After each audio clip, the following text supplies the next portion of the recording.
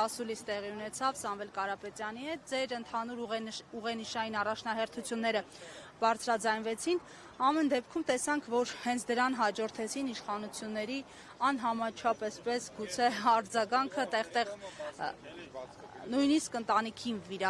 վիրավորանքներ հասցնելով եւ սպառնալիքները։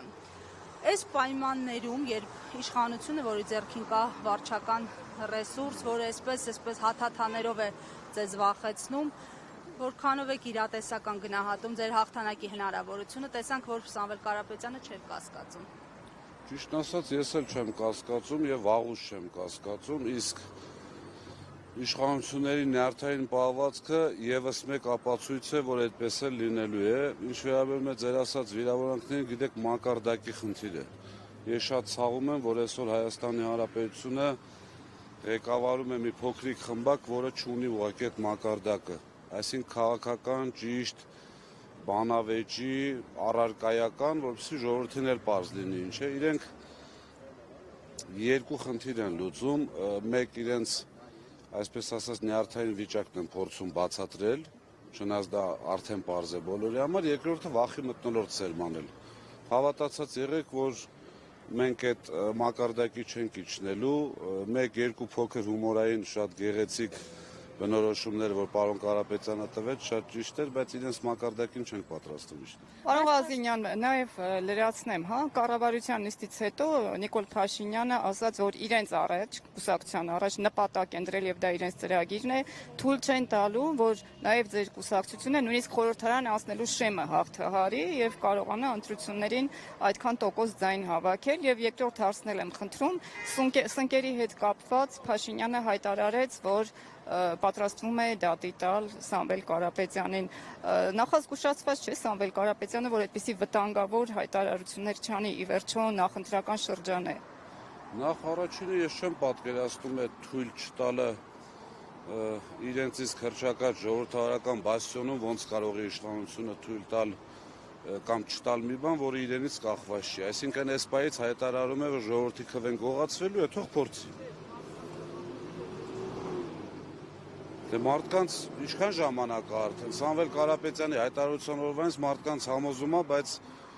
ամենաանկեղծ եւ ամենաճիշտ հաշվարկներով դա իր մոտ չի ստացվում ամենայն դեպս, ինչ վերաբերում է սնկերին, անկեղծ ասած, պարոն Կարապետյանը հայտարարեց մի բան, որը թերևս բոլորն են կասկածում։ Ուղղակի չգիտեին սունկ է, թե այլ միջոցներ է, ըստ որի այսպես փոքրիկ խմբակը ընկնում է հոգեխանգարմունքի մեջ, այնպես որ ես ոչ մի բանի վրա չեմ զարմանում, իրենց գործելավոճն է, իրենց մակարդակն է, թող փորձեն, անկեղծ ասում եմ ձեզ, այնքան վստահ ենք, որ մեզ տված քվեն հատ առ հատ պաշտպանելու ենք։ Այնուամենայնիվ դատական գործեր միգուցե հարուցվեն տարբեր այսպիսի արտահայտություններով, պատրաստ եք անցնել դրա միջով եւ ինչ եք ձեռնարկելու, այսինքն ռետորաբանության թուլացում ընդհանուր առմամբ պատրաստվում եք այս ֆոնին։ Հիմա ոնց եք պատկերացնում, եթե մի թիմ, մի քաղաքական ուժ, որը չի վախենում կալանավորվելուց, ինչպես կարող է վախենալ դատական քաղաքացիական հայցերից։ Այդպիսի խնդիր չկա, չբացեմ այսպես մարտավարական միջոցները, բայց ես գոնե մի միջոց գիտեմ, որով կարող է հիմնավորվել Սամվել Կարապետյանի ասած։ Բայց օրինակ Հալիձորում կուշտ եք, բայց ձեր Հալիձորում օրինակ այլ հարակից մանկապարտեզներում հավելագրումները հեծի ձեր տնօրինության օրոք այդ կուշտ լինելու շարքից են։ Իմիջայլոց փոքրիկ խմբակի ղեկավար ես էլ որևէ անգամ ես ուզում եմ, որ մեր ժողովուրդը ուշադիր լինի, արդեն հանցակազմ, ըստ ինձ հանցակազմ պարունակող արարքներ է գործում, ինչի համար ձեզ ասեմ, որովհետև կասկածի տակ է դնում դատարանի որոշումը։ Վարչական դատարանը համենայն դեպս առաջին ատյանի հստակ արձանագրել է, որ հանրային ծառայությունները կարգավորող հանձնաժողովի որոշումը այդ կետով զրկել հեծին լիցենզիայից իրավաչափ չէ եւ չի ապացուցվել։ Ոչ միայն հերքում ենք, դա դատարանն է հերքել, իսկ դատարանի որոշումը այսպես կառավարության ղեկավարի կասկածի տակ դնելը համոզված եմ, որ հանցակազմ պարունակող արարք է նաև։ Հասկանում եք ուր ենք հասել։ կոնկրետ դատարանի որոշումը, ասում եմ համենայն դեպս առաջին ատյանի, քանի չկա այլ որոշում, չի կարելի խոսել դրա մասին, համոզված եմ նաև կլինի վերջնական որոշում։ Այնտեղ 6 կետ էր։ Կետերից մեկը հավելագրումների մասն էր, որը դատարանը ապացուցված չի համարել։ Հիմա նորից կրկնում եմ, եթե ունեցել ենք 2000-ից ավել նյութական պատասխանատու, անհատ, անձինք։ Հիմա դա նույն բանն է, անկեղծ ձեզ ասում եմ, որ մեղադրել սեփականատիրոջը ինչ-որ մի համայնքում, ինչ-որ մեկի կողմից կատարված հավելագրմանը, դա նույն բանն է, որ օրինակ ինչ-որ մի հատ պետական մարմնի հասարակ աշխատող կաշառքի վրա բռնվի, փոքրիկ խմբակի ղեկավարին մեղադրեն կաշառակերության մեջ։ Նույն բանն է, ուղղակի գիտեք ոնց խափում է, պարզ, սուտ է խոսում։ Պարոն Հազինյան, եւ տեղեկություններ կար, որ կառավարությունը հետցի 350,000 դոլար է առաջարկել վաճառելու համար, Նարեկ Կարապետյանը այս հարցան պատասխան տվեց, չմեկնաբանեց, արդյոք սա ճիշտ է եւ ինչ է պատրաստվում անել քննարկում այս հարցը։ Ճիշտ ասած, այդ համապատասխան փաստաթուղթը ինձ էլ են ասել, որ արդեն լրագրողների ձեռքում է, լրատվամիջոցներից մեկը։ Լրատվամիջոցներից մեկը մենք չենք ցանկանում դա հրապարակել, հաշվի առնելով շատ հանգամանքներ, բայց հաշվի առնելով թուղթը հրապարակված է, ուղղակի հերթական անգամ պետության վերաբերմունքն է մասնավորի բիզնեսի նկատմամբ։ Նարեկ Կարապետյանը շատ ճիշտ է անում, որ չի անդրադառնում այդ թեմային, ինչի համար,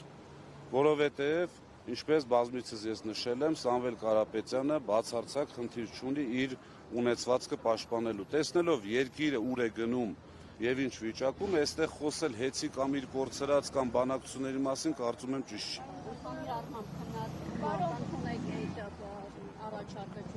Իհարկե ոչ, այդ առաջարկը որ մի բանական կամ տրամաբանություն ունեցող մարդը կարող է ընդունել։ Ընդհակառակը այդ ներկայացնողին պետք է, այսպես ասած, ուղարկել համապատասխան մասնագետի մոտ։ Պարոն Ղազենյան, հարցը մի փոքր կիսատ մնաց։ Կարող եք հստակեցնել այդ մեկ միջոցը, որով կարելի է այդ ձեր ասած հարցին լուծում տալ։ Այսինքն դա տեստ քանդի, պարոն Փաշինյանը, կարող եք հստակեցնել ինչ նկատի ունեք։ Դուք ասացիք։ Բայց դա նկատի ունեք։ Դուք ասացիք։ Դա այդպիսի Օրինակ, թունավոր սնկեր։ Չեմ կարող ասել, ես խոսքը սնկի մասին չի, ես հոգեվիճակի մասին եմ խոսում, որը հավատացած եղեք ունենք համապատասխան մասնագետներ։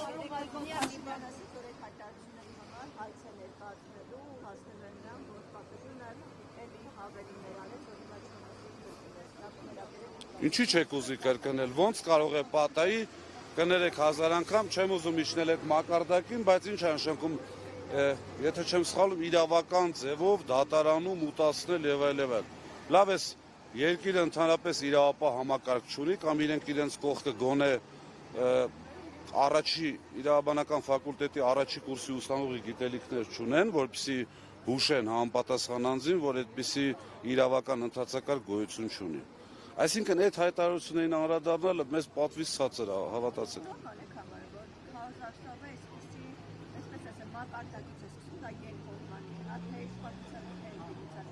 Խոսույթով է քարոզարշավը մեկնարկում, այսինքն ոչ թե առաջարկներով ինչ-որ քաղաքացիներին, այլ փոխադարձ այսպես վիրավորանքները։ Փոխադարձ վիրավորանք որպես մեր կողմից ամենայն դեպս վիրավորանք չկա, ասեմ ինչի համար,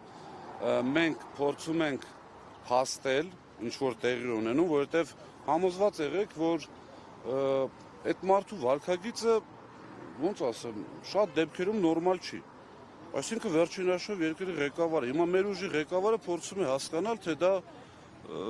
այսպես ասած ինչից է գալիս ու կարծում եմ, որ մեր ժողովրդին էլ դա պետք է հետաքրի, կարծում եմ ժամանակը գա եւ ամեն ինչ բարձ կլինի։ Թող դիմեն։ Համեցեք։ Ես